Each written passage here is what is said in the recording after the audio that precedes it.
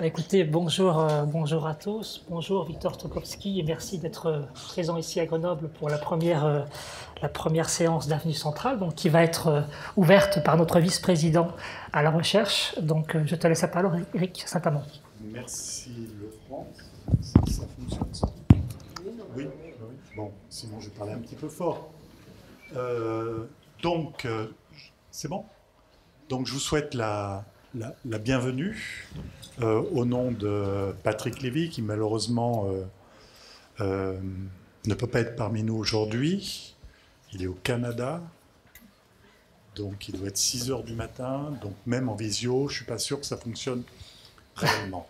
Donc bienvenue pour cette édition Avenue Centrale, qui me semble-t-il est la 5e édition, donc ce qui signe un certain succès.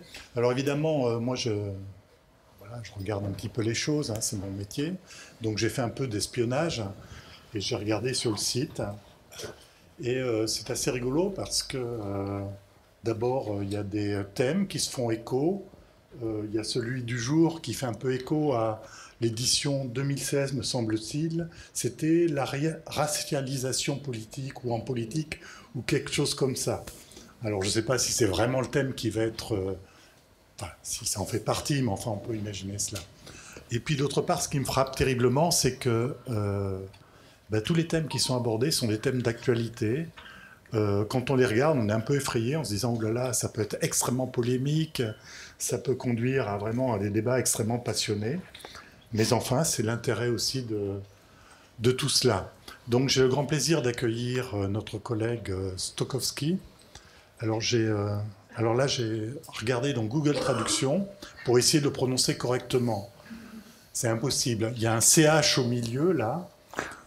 J'ai des ancêtres polonais. Ils m'ont transmis beaucoup de choses sur la Pologne, mais certainement pas la prononciation polonaise. Donc, désolé, chers collègues, j'en resterai à Stokowski ou quelque chose comme ça. Bravo. Voilà. Donc, je vous souhaite de bonnes présentations, de bons débats, celui-ci, et les autres à venir qui s'annoncent tout aussi, comment dirais-je, sportifs thématiquement. Malheureusement, je ne peux pas rester parmi vous parce que je dois aller à une HDR de l'autre côté de la ville à 1 heure. Donc même en tram, ça prend la demi-heure. Et donc, bonne continuation. Merci Éric.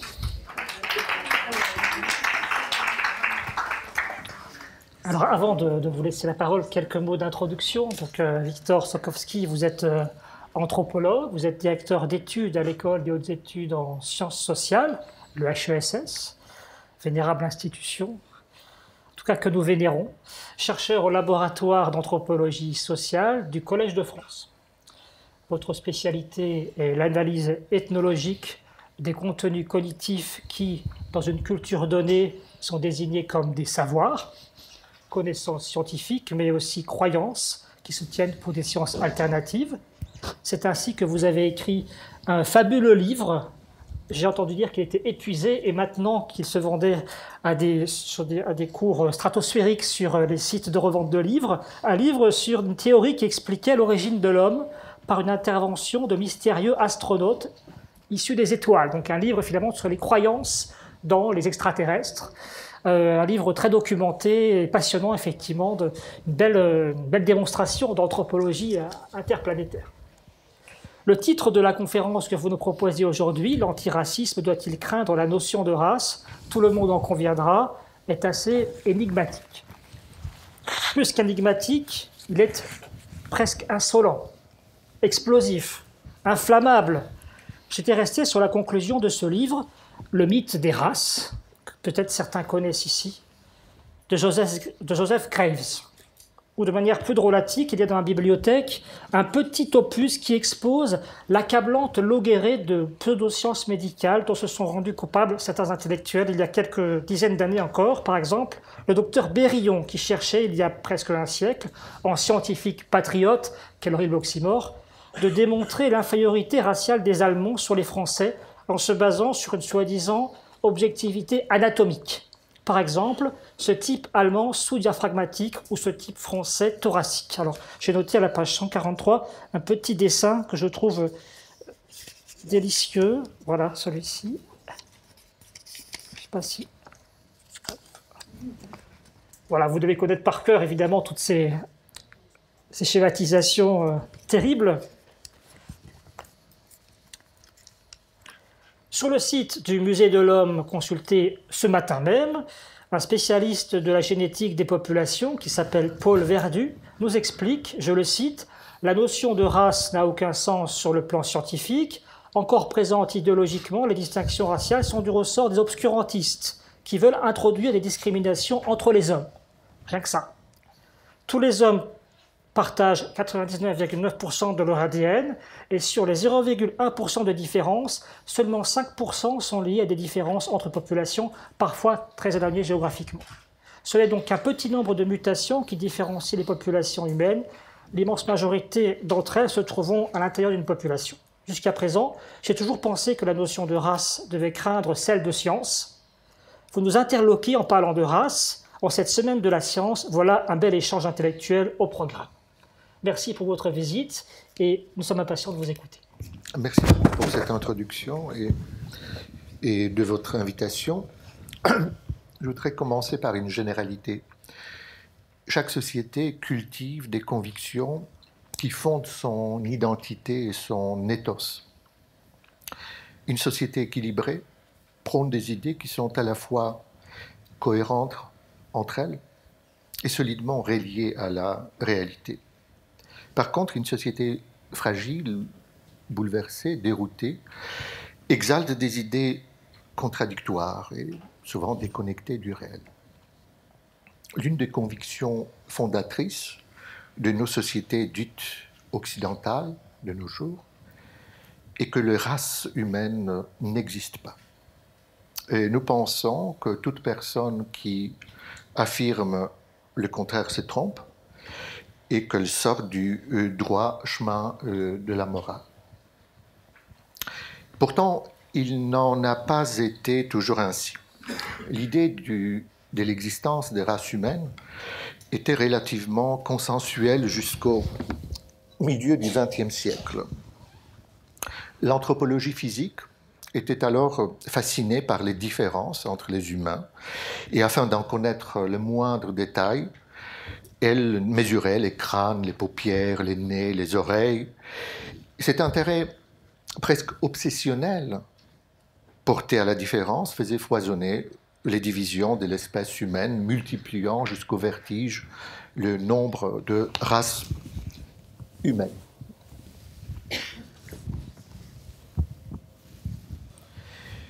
Et puis, ce fut le nazisme et la Shoah. Lorsque la guerre a pris fin et que les crimes hitlériens ont été jugés, l'Occident a tenté de faire un procès à son héritage intellectuel. La notion de race s'est trouvée naturellement sur les bancs des accusés.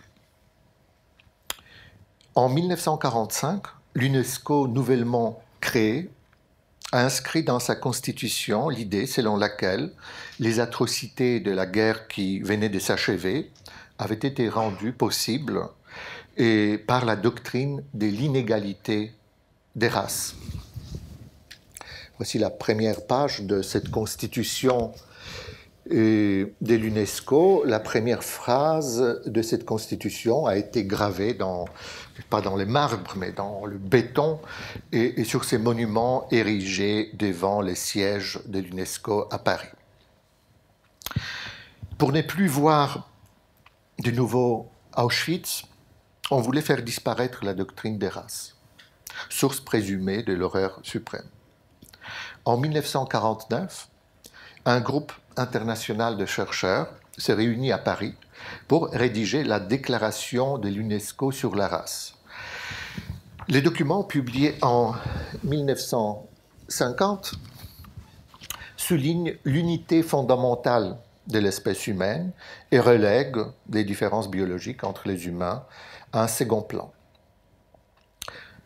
La déclaration de l'UNESCO portait la marque visible de l'influence de la théorie synthétique de l'évolution, formulée dans les années 1930-1940.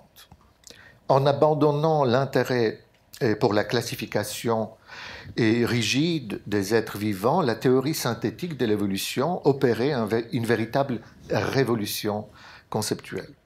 Elle replaçait l'ancienne pensée typologique par la pensée dite populationnelle, qui s'attachait à analyser les systèmes de reproduction, les mutations individuelles et les fréquences des gènes. On considérait désormais que la prétendue race n'était que le résultat assez éphémère de la circulation des gènes entre les populations, au sein desquelles les variations morphologiques sont souvent graduelles et réductibles à des nuances des fréquences géniques. L'anthropologie physique, avec une ardeur similaire à celle qu'elle consacrait auparavant à l'étude des différences, s'est mise à étudier les similitudes entre les humains. Dorénavant, le problème des races n'était pas seulement un mauvais objet de recherche, c'était un objet inexistant. Avec celui-ci, un autre objet semble avoir disparu. La différence ou les différences entre les humains. Dans les années qui ont suivi les crimes nazis, l'étude des différences entre les humains est devenue suspecte. Suspecte car on redoutait qu'elle ne fournisse des arguments qui pourraient servir à diviser l'humanité, à porter les différences à l'absolu, à les juger insurmontables, conduisant un jour à une nouvelle ségrégation ou une nouvelle discrimination. Ainsi, pour faire disparaître le racisme, on a voulu faire d'abord disparaître la notion de race humaine. Cette révolution conceptuelle semble avoir réussi. Aujourd'hui, les rares journalistes et politiciens français qui s'aventurent encore à employer le mot race sont brocardés dans les médias et traînés devant la justice. Le couronnement de ce processus est la suppression du mot race de la Constitution française votée à l'unanimité en juin 2018 par l'Assemblée nationale. L'un des arguments évoqués en faveur de cette modification constitutionnelle a été l'abandon de la notion de race par la science et en particulier par la génétique. Nous sommes là dans l'univers des déclarations d'intention politique. Essayons de voir ce qui se passe parallèlement dans le monde de la science et aussi dans la réalité de notre monde social. Je vais prendre d'abord deux exemples médicaux. Si d'aventure votre taux de cholestérol est élevé, votre généraliste vous prescrira certainement un traitement par une molécule que l'on appelle la statine.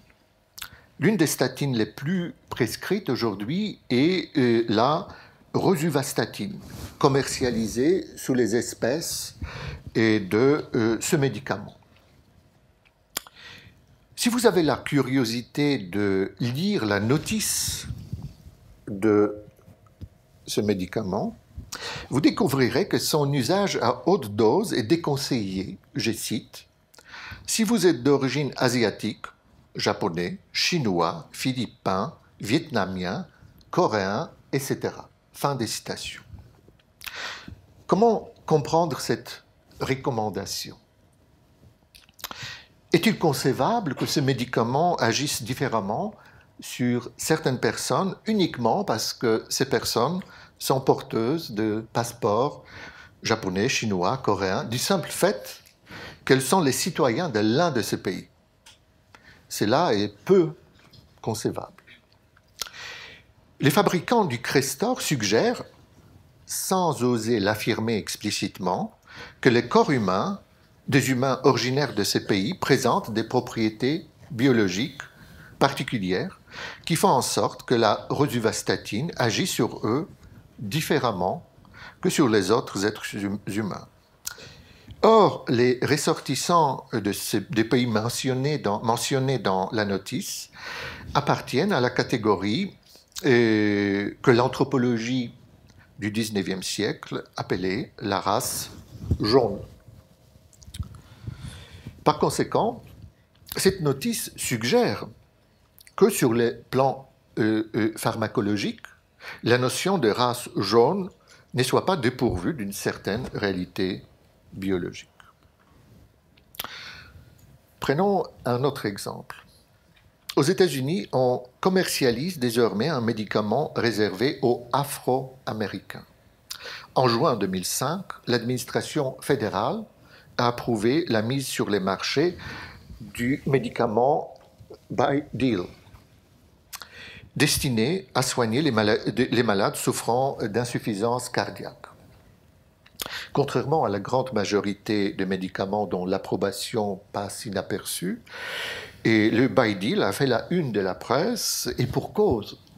Il s'agissait du premier médicament réservé à une seule catégorie d'humains, celle des Noirs.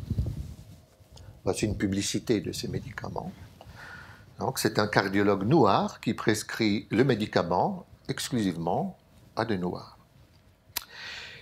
Prétendument inefficace sur un échantillon des patients choisis dans l'ensemble de la population américaine, le By-Deal a néanmoins produit un effet thérapeutique apparemment convaincant et réduction de la mortalité de l'ordre de 43%, ce qui est beaucoup, sur un groupe composé exclusivement de patients d'origine africaine. Dès les premiers commentaires dont les journaux américains se sont fait l'écho, une interrogation est apparue. Si les médicaments agissent différemment sur les Africains et les non-Africains, est-ce à dire qu'il existe une différence biologique entre les races humaines? Ces récentes évolutions médicales sont accompagnées par un développement foisonnant des recherches sur la génétique humaine. Au milieu du XXe siècle, on espérait que la génétique des populations démontre l'inexistence de races humaines, invalidant du même coup toute possibilité de rabattre les différences de culture sur les différences de nature pour justifier les inégalités, les discriminations et les oppressions. N'étaient pas moindres les attentes dont on a par la suite investi l'exploration du génome humain. Elle devait porter les coups de grâce au concept de race.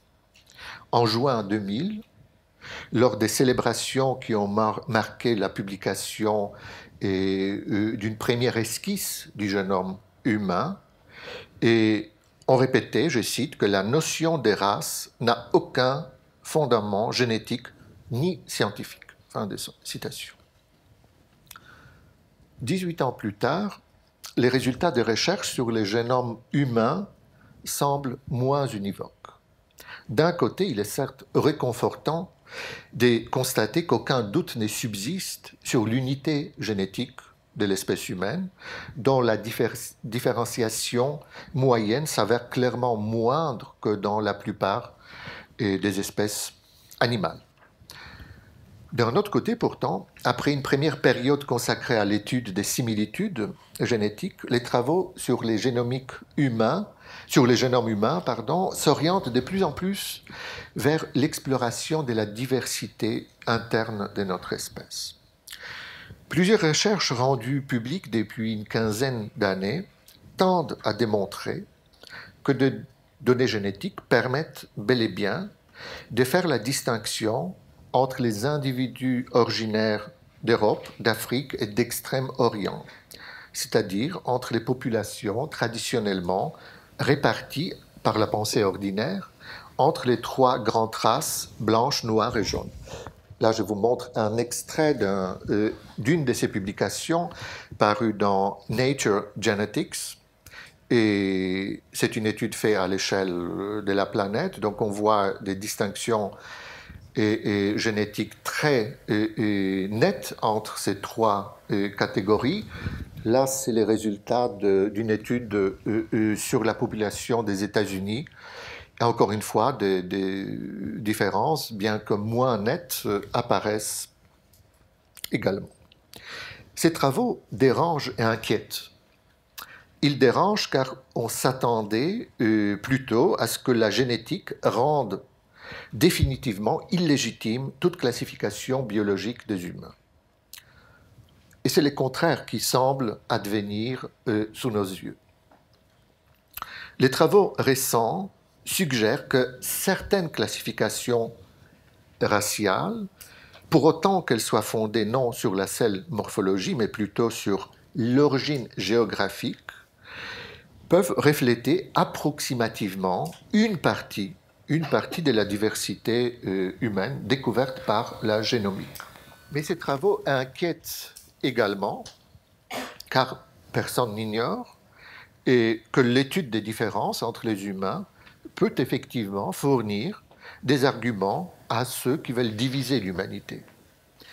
Les généticiens ne manquent pas de souligner que les groupements constitués à partir de leur modèle diffèrent des anciennes catégories raciales, puisque les écarts entre les classes génétiques sont statistiques et relatifs, mouvants, et soumis à des vicissitudes de l'histoire, faites non seulement des séparations, mais aussi des contacts et des métissages.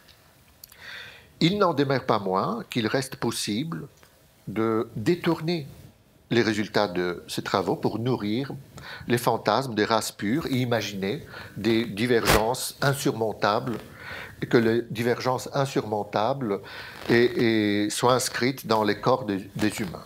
Je pense qu'on aurait tort, dans ces contextes, de voir les travaux récents de la génomique exclusivement à travers les enjeux idéologiques d'il y a un demi-siècle. Nous ne sommes plus dans les contextes qui a donné naissance à la doctrine antiraciste après la Seconde Guerre mondiale. Le spectre du nazisme semble à présent très lointain et l'égalité entre les races dans la majorité des pays occidentaux est devenue sinon un fait, du moins un horizon d'attente difficile à contester. En même temps, les efforts de l'antiracisme, soutenus par la science, n'ont pas réussi à faire disparaître la notion même de race, qui reste encore couramment employée par la plupart de nos concitoyens. La situation varie certes d'un pays à l'autre, et c'est bien aux États-Unis que le processus est le plus engagé, dont on discerne cependant les prémices partout en Europe. Après avoir été pendant longtemps subi comme un stigmate, l'appartenance raciale est aujourd'hui revendiquée comme principe d'identité individuelle et collective. Ceux que l'on classait auparavant dans la catégorie des minorités ethniques sont désormais de plus en plus nombreux à s'affirmer fièrement comme afro-américains, asio-américains, amérindiens, etc. Des entreprises de génétique se multiplient qui proposent à leurs clients de reconstituer leur lignée ancestrale au-delà de la portée des sources écrites les plus anciennes. Qualifiées de génomique récréative en Europe, ces services acquièrent une signification différente de l'autre côté de l'Atlantique, où les descendants d'esclaves noirs se voient offrir la possibilité inédite de retracer leur filiation génétique jusque dans les régions précises d'Afrique. L'identité individuelle et collective, qui est une représentation socialement construite, réclame aujourd'hui des certitudes attestées par les données génétiques que fournit la science. Et c'est dans ce nouveau contexte que se déroule désormais le débat sur les médicaments dits raciaux, dont les buy deal est l'un des premiers exemples. Aux États-Unis, la manne financière accordée à l'exploration du génome humain a contribué au progrès de l'étude empirique des facteurs génétiques des maladies. Parallèlement, la revendication identitaire du droit à faire reconnaître les particularités biologiques de son groupe d'origine offre une légitimité nouvelle aux recherches qui s'attachent à élucider les différences épidémiologiques et pharmacologiques entre les catégories dites ethniques ou raciales. Ces travaux ne font pas l'unanimité. Leurs critiques soulignent que les disparités de l'état de santé entre des populations biologiquement dissemblables tiennent moins à leurs éventuelles particularités génétiques et qu'aux inégalités sociales.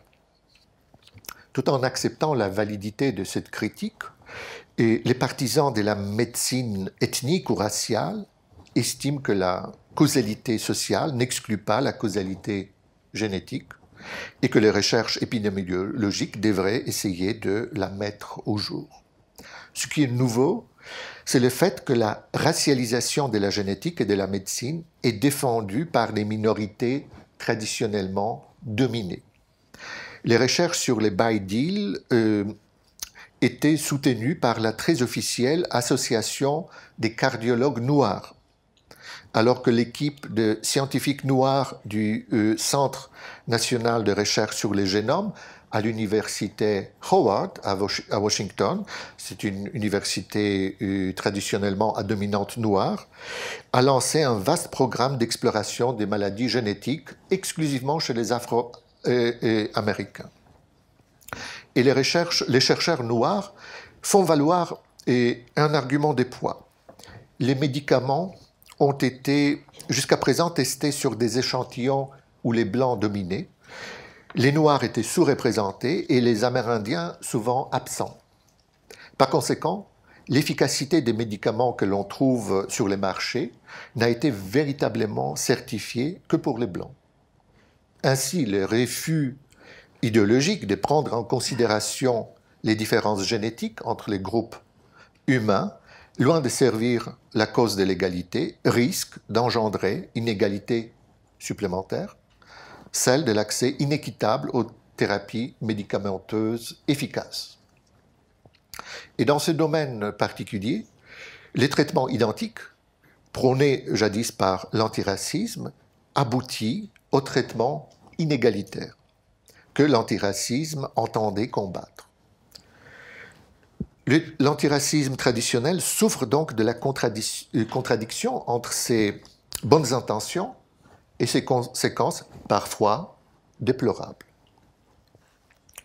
La conviction selon laquelle la mise en relief des différences entre les humains alimente inévitablement les haines et les rejets ne reste pas sans conséquences pratiques.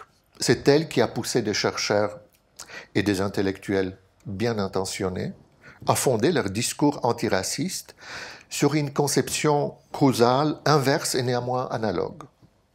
Puisqu'ils croyaient que la pensée focalisée sur la différence engendre l'exclusion, ils s'attendaient à ce que la pensée fixée sur la similitude ait produit de l'inclusion. Un tel raisonnement a conduit de nombreux savants à espérer qu'en rejetant les traditionnelles catégories classificatoires, dont celle de race, on contribuerait à éradiquer ou à diminuer les discriminations et les haines. Mais cette purification lexicale n'a pas apporté de résultats escomptés. Qui plus est, la science, appelée à être l'allié principal dans l'œuvre du démantèlement de la vision raciale de l'humanité, semble aujourd'hui redécouvrir la diversité interne de l'espèce humaine. Les détournements haineux de cette diversité, de ces recherches, ne sont pas qu'une possibilité théorique. La revendication de l'identité raciale, dont on voit en France des exemples, par exemple, dans les discours du Conseil représentatif des associations noires, créé en 2005, ou dans les discours du Parti des indigènes de la République, peuvent engendrer, ou au moins favoriser, des pratiques d'exclusion et de discrimination, comme l'illustrent désormais des colloques, des ateliers et des célébrations interdits aux Blancs, La presse en a beaucoup parlé. Par ailleurs, les actes de violence se multiplient. En 2003, la justice française a prononcé une première condamnation pour les violences liées au racisme anti-blanc. Là, je vous montre un tag photographié à l'université Paris 8. Et ce printemps, vous avez tous entendu l'histoire de cette chanson du rap qui appelait à tuer les bébés blancs et leurs parents. Donc vous voyez que après les racismes dont les Blancs se sont rendus coupables, nous entrons dans l'époque d'un racisme pour tous et d'un racisme contre tous. En supprimant le mot « race » de la Constitution française, les législateurs semblent avoir livré un combat d'arrière-garde.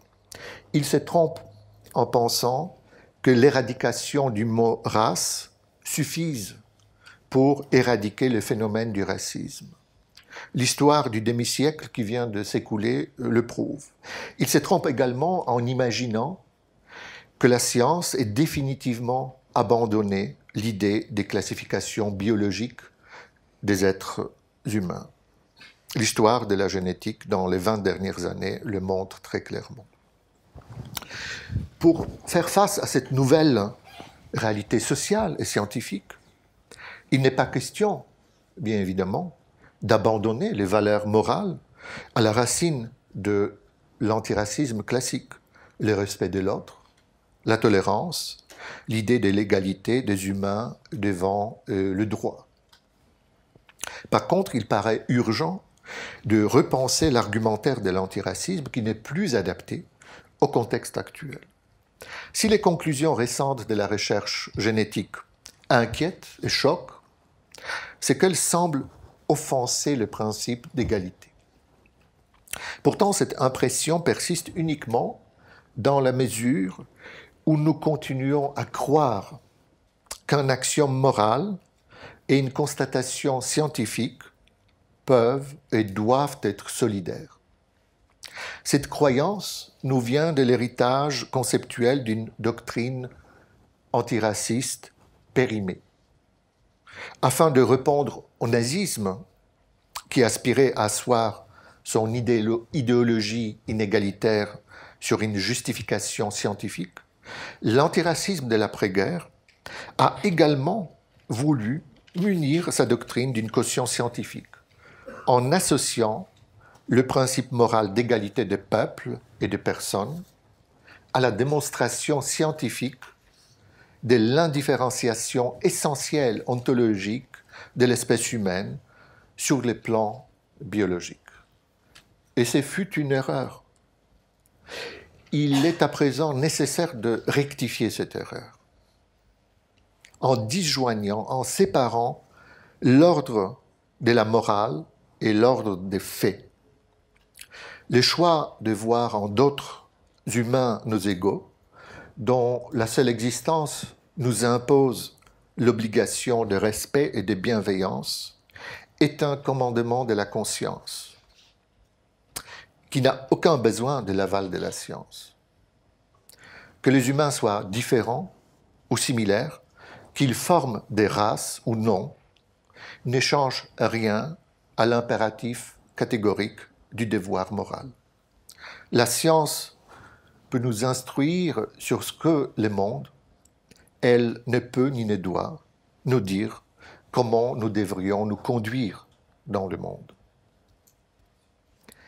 Un piège redoutable se dissimule dans la superposition de l'ordre des valeurs et de l'ordre des faits. Car ceux qui veulent croire que la science peut fonder les principes d'égalité sur la constatation des similitudes entre les humains courent le risque que cette même science finisse incidemment par porter atteinte au principe d'égalité en mettant au jour les différences qui séparent les humains.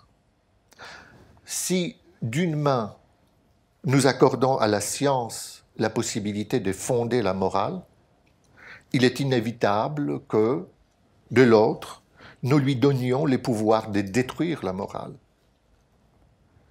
Le temps est venu de se rendre à cette évidence et d'en accepter toutes les conséquences. La connaissance du code génétique ne sera jamais fondée à un code éthique. L'égalité entre les humains d'origine différente reste un idéal encore souvent évanescent. Seule notre volonté morale peut en faire un principe recteur de la réalité sociale. Je vous remercie.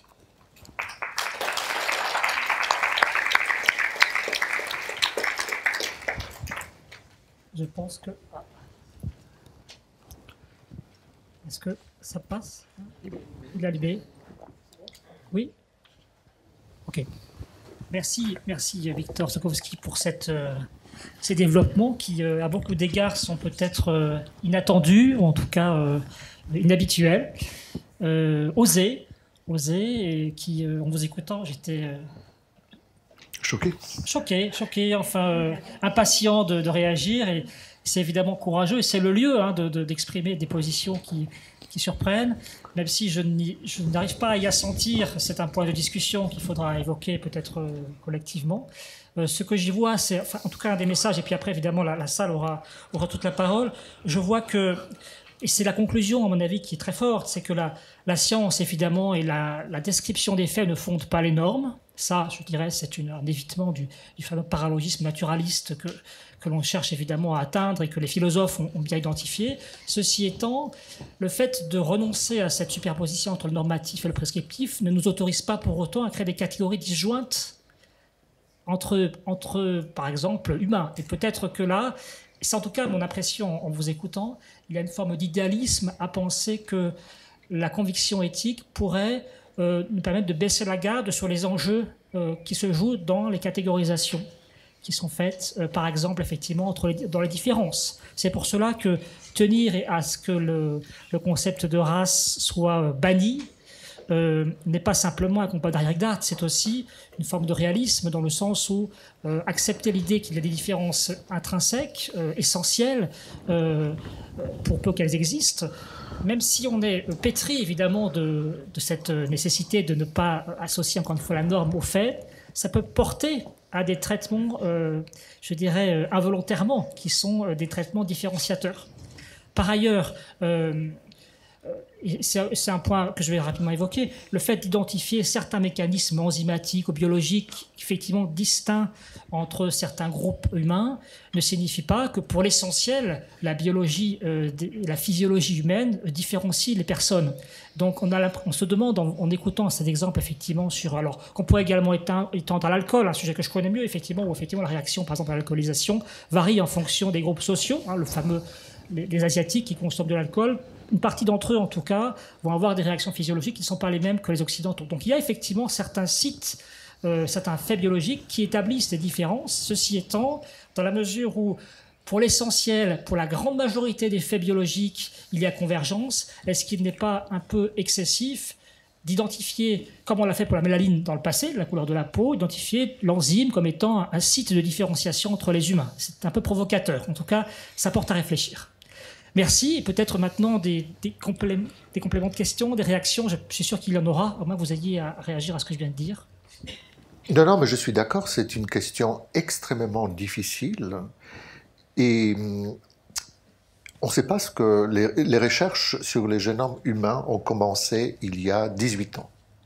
Donc on est au début d'un processus dont les résultats sont imprévisibles. On peut avoir des très mauvaises surprises.